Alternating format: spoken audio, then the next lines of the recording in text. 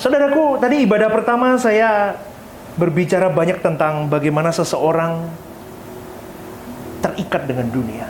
Ini masih ada kolerasinya, masih bersambung. Kenapa? Karena boleh saya katakan begini, hampir tidak ada orang yang berani hidup tanpa memperoleh kebahagiaan dari dunia ini. Itu fakta. Itu fakta. Dunia dengan segala daya tariknya itu memikat manusia untuk terus terhilang dari dunia ini. Dia terhilang jauh dari Tuhan, maksud saya. Dunia terus membawa manusia untuk tidak fokus kepada Tuhan. Maksudnya gimana, Pastor? Dunia itu kompleks di dalamnya. Kalau enggak kebahagiaan sesaat, ya kesusahan menderita sepanjang hidup. Betul enggak? Hidup kita hanya begitu. Happy-mu paling berapa lama sih? Susahnya berapa lama? Manusia terhilang di situ. Kalau nggak terhilang dari kesenangan hidup dengan segala hobi dan semuanya, kalau nggak terhilang dengan masalah hidup, tenggelam di sana. Tapi boleh diprosentasekan, banyak orang yang tenggelam di dalam masalah hidup. Maka dari itu, manusia terus berjuang hari-hari hidup, tahun demi tahun, puluhan tahun, sampai dia menghembuskan nafas terakhirnya. Dia mengejar yang namanya kebahagiaan dari dunia ini. Dengan cara apapun, bagaimanapun, orang berusaha memperoleh itu untuk bisa dinikmati di dalam hidupnya. Dia berkata, hidup satu kali, Pastor. Maka aku harus menikmati apa yang bisa ku nikmati. Orang begini naif, saudaraku. Orang yang tidak tahu kebenaran akan melakukan hal ini. Tetapi yang lebih naif lagi adalah orang yang tahu kebenaran bahwa suatu hari nanti di balik langit biru itu ada kehidupan yang jauh dari kehidupan di bumi ini. Tetapi dia tidak mengejar hal itu. Dia lebih fokus kepada hidup di sini. Seakan-akan di sana tidak ada kehidupan seperti di bumi. Loh, saya tanya sama Bapak Ibu, saudara-saudari, di surga nanti ada kehidupan nggak? Halo? Ada. Bagaimana kita di bumi ini, di surga pun ada. Bahkan firman Tuhan berkata, perintah Tuhan, kumpulkan hartamu bukan di bumi. Tetapi manusia hari ini, drive hidupnya, mengumpulkan harta di bumi, bukan di surga. Tadi ada satu kalimat yang saya cantumkan di dalam ibadah pertama dengan satu kalimat begini. Manfaatkanlah mamon untuk engkau bersahabat dengan Tuhan. Manfaatkan mamon, artinya begini, manfaatkan materi yang Tuhan titipkan di tanganmu. Hartamu, semuanya, kekayaanmu, semua yang kau miliki, powermu, semuanya kau gunakan untuk semakin kau mendekat kepada Dia. Bukan mempergunakan Tuhan untuk engkau dekat dengan dunia. Maka semua orang hari ini, saudaraku, yang sudah bertobat atau belum, pasti pernah terjerat percintaan dunia. Saya boleh guarantee, semua yang duduk di sini termasuk saya pernah terjerat dengan percintaan dunia. Oh, nggak pernah, Pastor. Masa sih? Siapa yang nggak pernah? Coba angkat tangan. Pasti pernah. Terjerat dengan percintaan dunia, dengan keinginan daging, keinginan mata, keangkuhan hidup, seperti dalam 1 Yohanes 2 ayat 15-17. Ini menjadi kodrat yang tidak bisa disangkal, saudaraku. Ini menjadi kodrat yang tidak bisa dihindari. Ini akan melekat kepada setiap insan kita. Fakta itu terjadi karena didorong suatu pemikiran, sadar atau tidak sadar, bahwa tadi saya katakan, hidup cuma sekali di dunia ini. Orang anak muda kalau berjuang di situ terus berjuang, aku mau senengin Tuhan 24 hours 7 days. Melekat sama Tuhan. Loh, tapi aku masih ada dunianya, Pastor. Aku masih melekat dengan dunia. Nggak apa-apa. Start from now. Start from today. Start hari ini. Engkau mulai berjuang, melekatkan, sentuh dikit dulu sama Tuhan. Lama kau akan tenggelam masuk. Suatu saat disitulah engkau bisa jadi man of God-nya Tuhan. Banyak orang hari ini, bahkan orang Kristen, bahkan orang yang pencinta suara kebenaran, merasa seakan-akan tidak ada lagi kehidupan yang sama seperti dunia ini setelah kematian. Itulah sebabnya banyak orang yang tidak mau kehilangan kesempatan hidup di bumi ini dengan cara keadaan yang dia mau, dia mimpikan. Dia berjuang kerja keras untuk itu. Maka kalau setelah dengerin khotbah hari ini, kalian pulang dari tempat ini, harusnya kalau benar loh ya, kalau Anda benar-benar memasukkan kebenaran ini, maka kalian harus punya pemahaman yang berbeda seharusnya. Amin. Tapi kalau pulang tetap sama, bingung saya juga. Saya bingung, saudaraku. Tapi inilah perjuangan. Kita tahu bahwa dunia ini bukan satu-satunya dunia yang akan manusia arungi, saudaraku. Masih ada dunia lain, masih ada bumi lain yang Tuhan sediakan bagi kita. Itu terdapat dalam Yohanes 14 ayat 1-3. Firman Tuhan berkata begini, "Janganlah gelisah hatimu. Percayalah kepada Allah, percayalah kepadaku. Di rumah Bapakku banyak tempat tinggal. Jika tidak demikian, tentu aku mengatakannya kepadamu. Sebab aku pergi ke situ untuk menyediakan tempat bagimu. Dan apabila aku telah pergi ke situ dan telah menyediakan tempat bagimu, aku akan datang kembali dan membawa kamu ke tempatku, supaya di tempat di mana aku berada, kamu pun berada." Itu janji Tuhan Yesus, saudaraku. Dia ngomong, di rumah Bapakku banyak tempat tinggal. Orang hari ini tidak berpikir untuk menuju ke tempat itu. Dia tahu ada surga dan neraka, tahu. Tapi susah, pastor. Selalu indikasi orang hari ini ya, hari ini, orang Kristen hari ini untuk ditantang untuk pikul salib, sangkal diri supaya engkau bisa sampai ke rumah Bapa. Dia berkata, tahu, tapi susah. Maka tidak ada perjuangan yang berlanjut untuk sampai benar-benar sampai di tempat itu. Percayalah saudaraku, dunia kita hari ini itu bukan bumi yang ideal. Bukan bumi yang ideal. Bukan bumi yang dikehendaki oleh Allah. Bumi ini sudah rusak karena ulah manusia itu sendiri. Tuhan menyediakan tempat yang baru, langit baru, bumi baru. Maka dari itu, dengan pengertian hal ini, saudaraku, seharusnya engkau dan saya mulai tidak lagi mengharapkan bumi ini, dunia ini memberi kesenangan kepada engkau dan saya. Tetapi bukankah seharusnya mulai dari pengertian ini bahwa bumi ini sudah rusak, semakin jahat, dari tahun ke tahun semakin jahat. Coba ya Bapak Ibu, teknologi semakin maju. Saya waktu remaja, itu handphone aja masih belum ada gambarnya, saudaraku. Sekarang saya umur 40, handphone sudah begini dahsyat. Nanti anak saya umur 30, 40, berarti 20-30 tahun ke depan, kayak apa itu dunia? Dan dunia ketika tenggelam dengan teknologi, teknologi itu seperti pohon pengetahuan yang baik dan jahat, saudaraku. Kalau anak-anak kita hari ini tidak benar-benar kita taburi dengan benih takut akan Tuhan, hilang, saudaraku. Mereka lebih berkata apa? Dunia teknologi, dunia sains, dunia ini semua lebih menjanjikan ketimbang dia berurusan dengan Tuhan. Saya worry hari-hari ini, saudaraku, tidak banyak orang tua yang benar-benar menabur benih tentang Tuhan, kebaikan Tuhan melalui gaya hidup orang tua, supaya anak-anak mengerti bahwa jangan harapkan kebahagiaan di dunia ini, nak. Maka mulai hari ini tunjukkan melalui sikap hidupmu bahwa papa mama menunjukkan kepadamu, nak, bahwa kami ini tidak mencintai dunia, tapi kami mencintai Tuhan. Ikuti teladan kami, supaya engkau pun suatu hari nanti di medan model apapun, di zaman seperti apapun, satu pegangannya, fokus ke Tuhan, cinta Tuhan, maka hidupmu akan baik-baik saja. Amin, saudaraku. Tapi tidak banyak orang sampai di titik itu.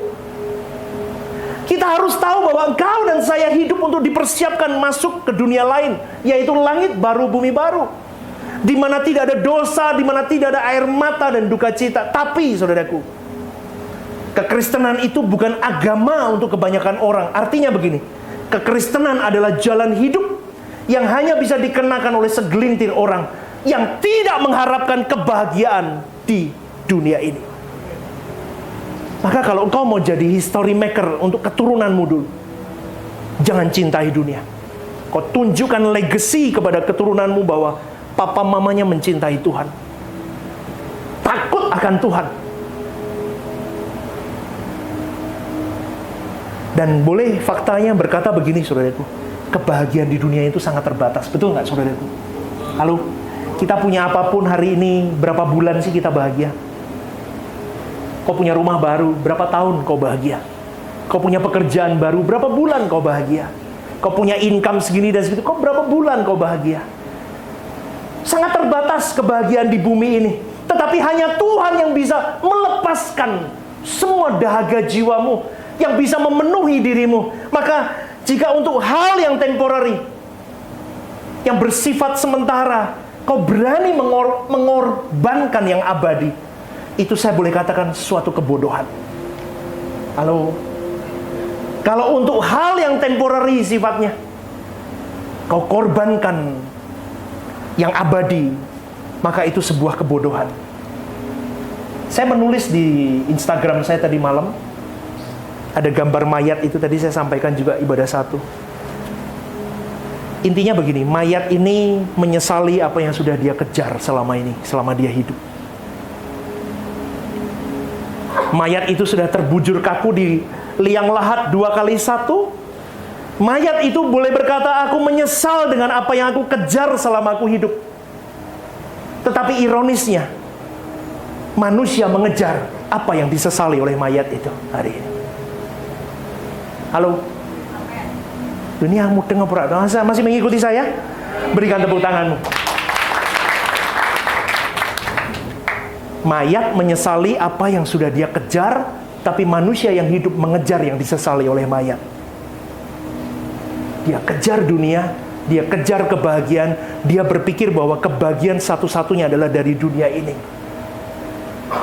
Kalau engkau iring Yesus, beriman kepada Yesus, mau sempurna seperti Tuhan Yesus, serupa dengan Tuhan Yesus, kau mau menyenangkan hati Bapamu, maka engkau mau tidak mau, saudaraku, tidak boleh berharap kebahagiaan di dunia ini. Artinya, saudaraku, tidak boleh ada sesuatu hal yang menggirangkan hatimu selain Tuhan. Halo? Tidak boleh ada yang membuatmu melonjak hatimu more dari Tuhan. Wah, ini klise dan kompleks, yes. Tapi kalau kau dekat sama Tuhan, kau tahu apa yang saya katakan ini, saudaraku. Kegirangan hatimu itu sangat kompleks dan sangat halus. Dan yang tahu adalah engkau dan Tuhan itu sendiri. Hobimu, saldo tabunganmu, mobil berjajarmu di belakang garasimu, rumah besarmu, apapun itu, suamimu, istrimu, melonjak itu, more than God, kau meleset. Maka saudaraku yang dikasih oleh Tuhan, pada dasarnya kebahagiaan tidak bisa dibeli dengan uang. Percaya saudaraku, kau punya uang sekalipun, kalau kau tidak punya Tuhan, sengsara hidupmu. Betul? Kebahagiaan itu tergantung bagaimana seseorang memandang hidupnya. Betul, saudaraku, kebahagiaan itu tergantung bagaimana engkau memandang hidupmu. Karena manusia yang sudah terbelenggu dengan filosofi hidup yang salah, terus akan terbelit dengan filosofi itu. Akhirnya itu akan membunuh dirinya sendiri. Dan yang lebih besar lagi, dia akan membunuh banyak orang. Dan orang model begini tidak bisa ikut Tuhan Yesus. Hidupnya haus, targetnya terus. Loh, nggak salah punya target. Tapi untuk siapa target itu? Nah itu loh yang membedakan. Targetmu untuk Tuhan apa untuk dirimu? 99% bahkan 99,9% manusia targetnya untuk dirinya sendiri. memanfaatkan Tuhan untuk mendapatkan dunia. Tuhan, berkati pekerjaanku. Itu waktu miskin, saudaraku. Waktu cari kerja. Kalau boleh aku cari kerja Tuhan. Anak-anak muda itu baru lulus kuliah. Aku janji Tuhan, aku habis ini dapat kerja, aku mau melayani Engkau. Aku mau sungguh, aku mau kasih bagian hidupku, bahkan hartaku pun aku kasih untuk pekerjaan Tuhan. Habis itu dapat kerjaan, kerjanya bagus, saudaraku. Bosnya mulai ngomong, nggak bisa. Kamu kalau mau overtime kerja harus gini-gini. Mulai tidak pelayanan. Dia mulai pegang uang, dulunya cuma 5.000 di dompet. Sekarang 15 juta. Mulai dia mikir, wah 15 juta kasih gereja, kasih Tuhan, bagi-bagi orang tuaku, sayang dong. Aku masih penuh banyak impian, terus. Lama-lama, saudaraku, hilang nih orang. Tenggelam, tambah hilang. Itulah dunia. Lihai. Setan itu lihai. Dan saya cuma mau katakan, saudaraku, model begini nih, dari anak yang polos, hatinya tulus, mau benar buat Tuhan, dirusak oleh dunia, filosofi hidup, teman-teman sekelilingnya, tenggelam orang ini. Dan akhirnya dia punya filosofi hidup yang salah, yang membelit, yang merusak hidupnya. Akhirnya apa? Dia punya semuanya, tapi dia tidak memiliki kebahagiaan dan kedamaian. Saya kira Anda yang pernah berkesempatan memiliki harta dunia, Anda tahu yang saya maksud ini. Anda punya semuanya, tapi kering. Anda punya semuanya, tapi tidak bisa nikmat. Tapi Anda boleh saya katakan ini, Anda tidak punya semuanya, tapi Anda punya kenikmatan hidup. Amin. Nah ini yang dicari, inilah harta yang sesungguhnya. Ketika seseorang bisa memasukkan hidup Yesus, benar, orang ini baru bisa mengalami yang namanya kehidupan yang hidup. Benar-benar hidup. Karena selama orang masih berharap bahwa dunia ini bisa memberikan hidup yang utuh, hidup yang lengkap, aman, nyaman, maka orang pemuda begini tidak akan pernah melakukan atau mengenakan kekristenan yang sejati. Karena dia pasti mendua, saudaraku. Kekristenan yang dia kenakan pasti palsu. Pasti palsu. Tetapi ini memang kodrat manusia pada umumnya. Dalam 1 Petrus 1:18 dikatakan, sebab kamu tahu bahwa kamu telah ditebus dari cara hidupmu yang sia-sia yang kamu warisi dari nenek moyangmu. Itu bukan dengan barang yang fana, bukan pula dengan perak dan emas. Jadi kita harus mewarisi cara hidup Tuhan Yesus. Itu baru cara hidup yang benar. Katakan amin, saudara. Cara hidup yang benar harus kita warisi dari Tuhan Yesus. Mau tidak mau, kita harus menyiapkan akal budi kita. Kita waspada selalu. Kita tidak mengikuti jalan dunia. Kita meletakkan pengharapan seluruhnya atas kasih karunia yang dianugerahkan kepada orang percaya pada waktu pernyataan Yesus Kristus itu. Kita berjuang terus. Hidupku harus fokus ke Tuhan, fokus langit baru, bumi baru. Bagaimana aku tidak hidup menurut dunia. Wah, ini berat, saudaraku. Berat sekali.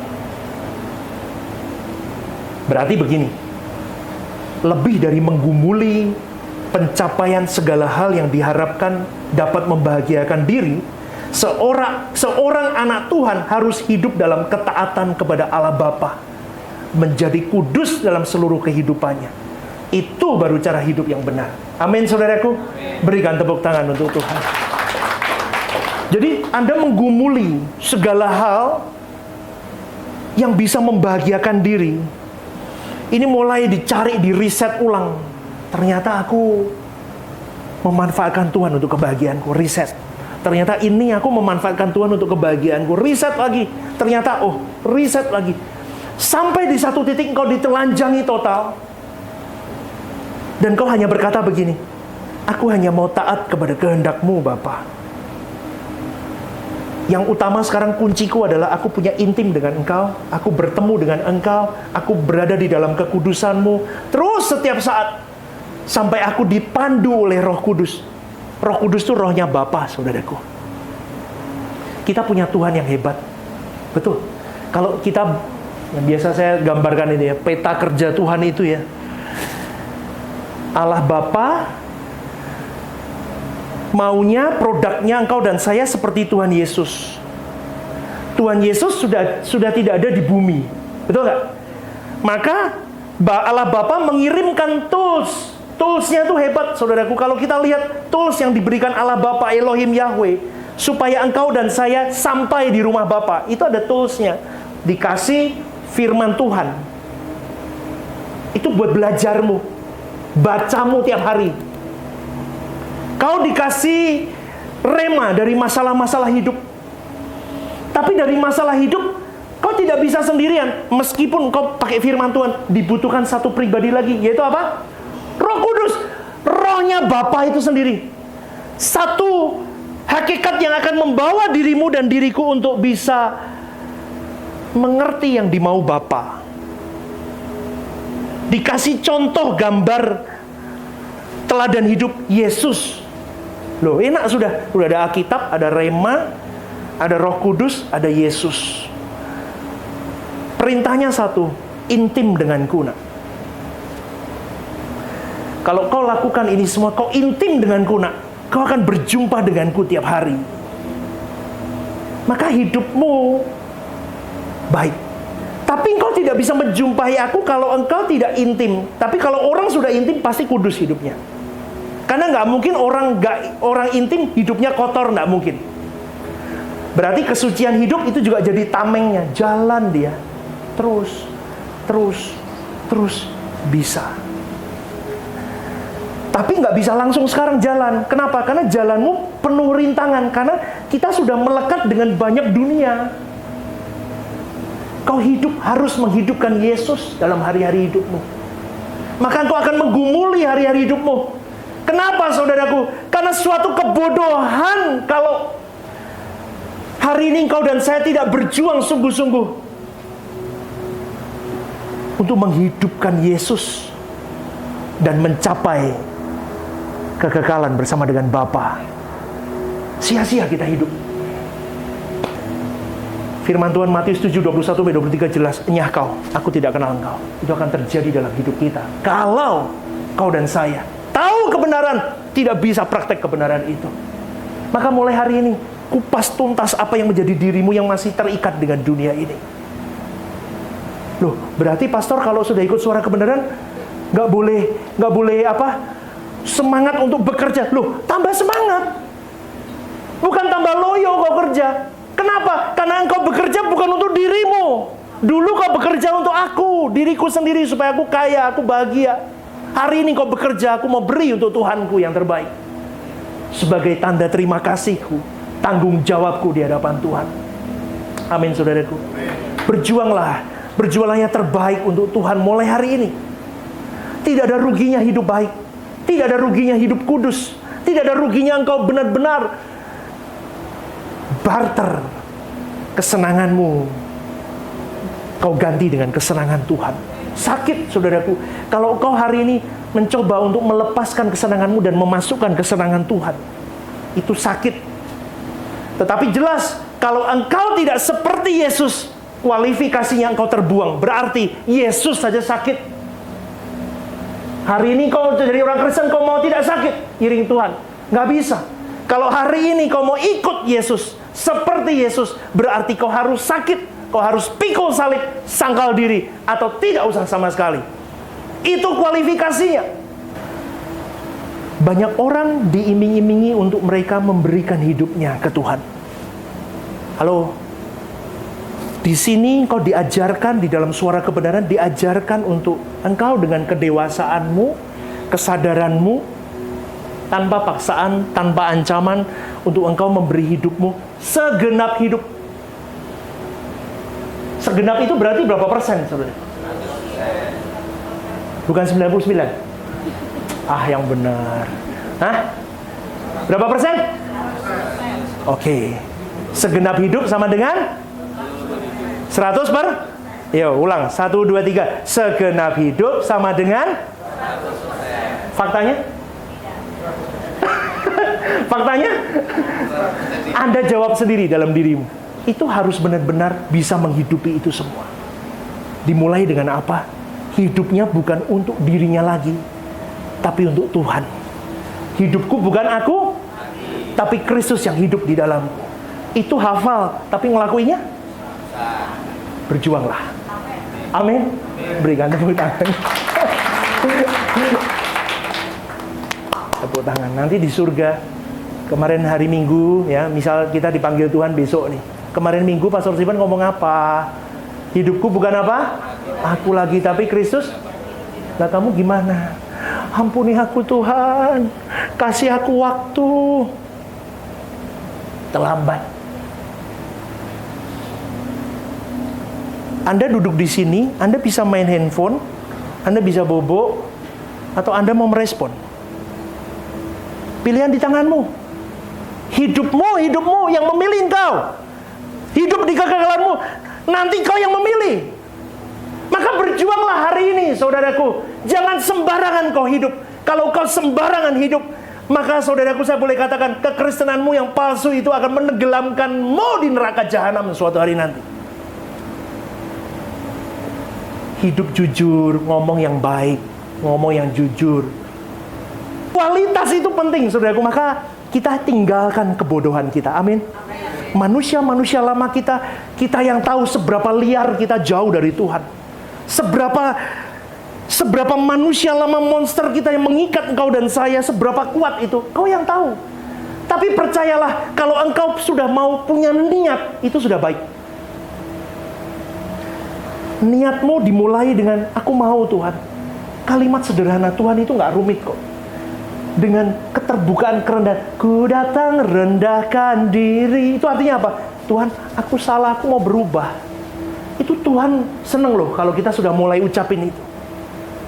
Dia masuk mulai kerja. Makanya kalau ikut Tuhan banyak loh, kok gak berani ngomong? Ikut Tuhan banyak? Ikut Tuhan banyak? Masalah itu berarti masalah itu? Makanya jangan jauhi masalah. Kalau ikut Tuhan yang benar gini, masalah datanglah. Karena aku bersama dengan Roh Kudus, rohnya Bapa. Aku nggak takut. Karena seperti Roma 8 berkata apa? Semua itu 28-29. Semua itu mendatangkan kebaikan. Karena aku mengasihi Tuhanku. Kalau aku memang harus lewat jalan terjal, lewat aja. Tapi kau bersama dengan Tuhan, hidup kudus, hidup tak bercela. Tenggelam masalah, jangan tenggelam. Fokusmu tetap Tuhan. Baik kok. Dan ketika sampai di penghujung masalah itu, kau bisa berkata, benar, aku berjalan bersama dengan Allah yang hidup itu. Amin, saudaraku. Siapa mau berjuang bersama? Tinggalkan manusia lamamu. Mulai hari ini. Udah lepas. Apalagi yang sudah kepala 5. Halo? Sudah di boarding area. Penumpang diharapkan menunggu di ruang tunggu. Nah, itu kita sudah umur 50, 60, 70, 80 lagi udah sudah dijeglekan mau masuk pesawat. Udah bahaya. 70 itu sudah di belalainya itu. 60 sudah di belalai pesawat itu loh, yang ngantri mau masuk ke udah di situ. 50 di ruang tunggu. 60 mulai masuk, paspor mulai dicek. 60, 70 jalan masuk belalainya. 80 masuk pesawat. Wah, tinggal selesai. Masih main-main dengan hidup. Halo. Lu kira ngomong bisa apa sih? Masih main-main dengan hidup. Nggak benar. Berjuanglah hidup benar. Yuk kita bagi berdiri. Yes, berikan tepuk tangan.